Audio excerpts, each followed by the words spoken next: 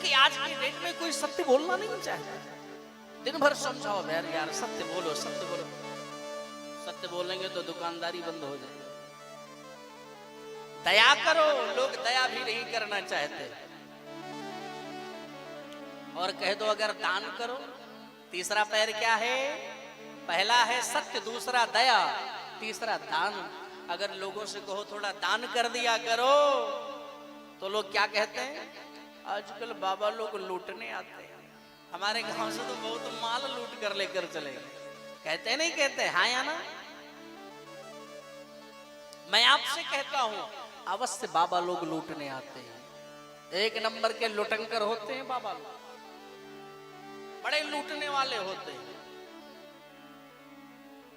लुटेरे होते नहीं होते हैं। ये साधु संत बाबा कथावाचक ये सब लुटेरे हैं, लेकिन आपकी संपत्ति लूटते नहीं है। अरे आपकी क्या संपत्ति लूटेंगे? कुछ नहीं लूटेंगे।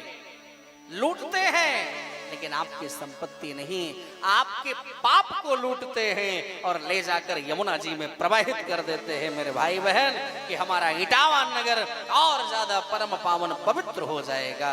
इसलिए लूटते तो जरूर है, लुटेरे हैं, लेकिन आपकी संपत्ति नहीं, आपके पाप को लेकर के जाते हैं, यमुना में प्रवाहित करते हैं, जो आए दिन हमसे पापाचार, अत्याचार, भ्रष्टाचार होता रहता है। राधे राधे बोलना पड़ेगा और जोर से बोलना पड़ेगा, राधे।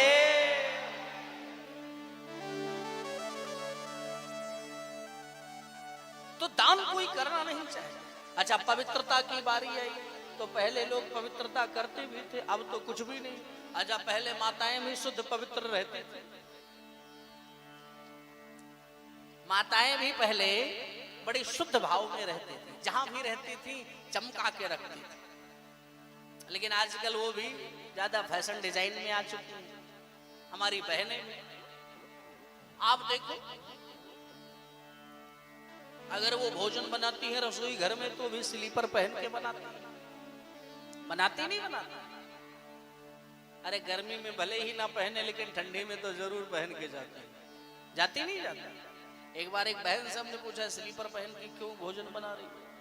क्योंकि स्लीपर पहन के भोजन बनाओगी तो भगवान का भोग कैसे लगाओगी? बोले महाराज जी ये स्लीपर ही हमारा, रसोई लोग रसोई नहीं, वो तो किचन बोलती है। महाराज ये स्लीपर ही मेरा किचन वाला।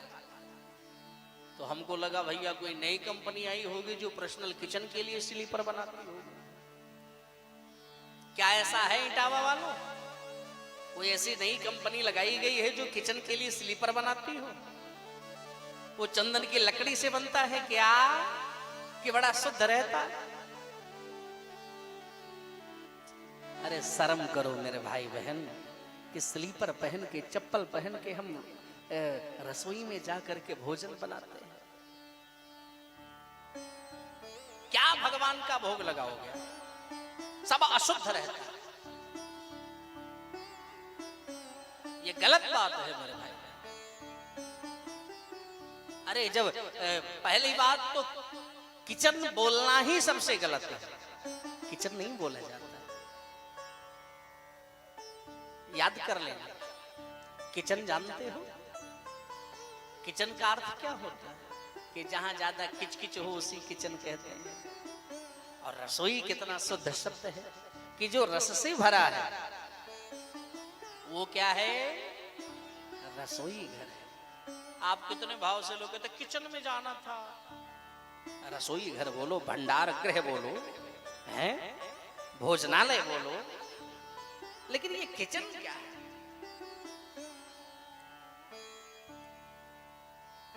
और स्लीपर पहन के भोजन नहीं बनाना। अरे रसोई घर में जब खड़े हो ना तो भोजन बनाते समय तो व्यक्ति को बोलना नहीं चाहिए, माताओं को बोलना नहीं चाहिए। बोले क्यों? बोले अगर बोलेंगे तो ध्यान देना थूक निकलेगा मुंह से, और अगर आटा लगा रही हो ना तो आटा में पड़ जाएगा और वही भगवान को भोग लगा दो। इसलिए बोलना भी नहीं चाहिए, एकदम साइलेंट मोड में रहना चाहिए। अगर कुछ बोलना भी है तो फिल्मी गाने नहीं, आप सुंदर सुंदर भजन को गुनगुनाओ। भगवान से यही प्रार्थना करो कि हे प्रभु, अगर भजन गा करके आप भोजन बनाओगी तो भोजन का स्वाद और प्यारा हो जाएगा और भगवान भी बड़े प्यार से उस भोजन को ग्रहण करेंगे, क्योंकि मन से, वचन से, कर्म से आप समर्पित हैं भगवान के लिए। लेकिन आजकल की बहनें ऐसा करती कहां, वो तो ईयरफोन लगाकर तब किचन में, रसोई घर में एंट्री मारती और वो गाने लगा लेती हैं और उसको सुनती रहती हैं और रोटियां पकाती रहती हैं। अब रोटियां पका रही हैं तो अब आप उसी के साथ गाती हैं तो उनको लगता है कि हमारा भी स्वर लता के जैसा ही है, लता दीदी की तरह ही हमारा, हम भी गाते हैं वैसे।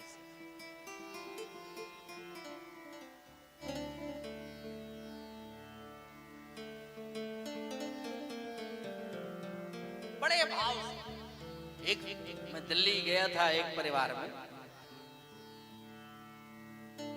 तो एक बहू, हम सामने बैठे हुए थे और एक बहू बड़े भाव से रोटियां बना रही थी और ये कान में लगा करके गाती जा रही है और इतने भाव में गा रही थी। उसकी सास बड़ी धार्मिक थी और वो बहन गाने में एकदम मसरूफ है। क्या कह रही है? जाऊं तो जाऊं मैं जाऊं, जाऊं तो जाऊं मैं जाऊं। अच्छा, रोटी भी बना रही और गा भी रही। जाऊं तो जाऊं मैं जाऊं, जाऊं तो जाऊं मैं जाऊं,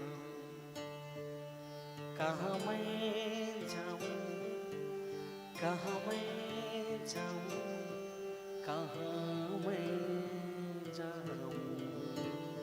सास जी सुनते सुनते जब पक गई ना, तब वो उसी स्वर में जवाब भी दे रही हैं। क्या? कहीं मत जाओ, कहीं मत जाओ, इसी गैस चूल्हे में घुस जाओ।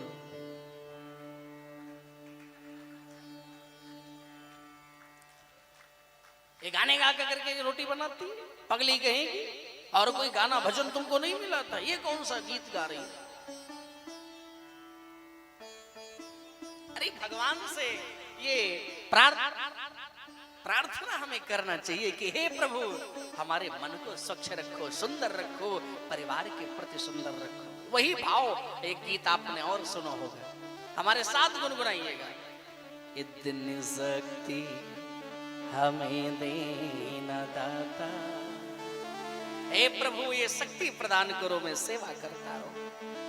मन का विश्वास कमजोर हो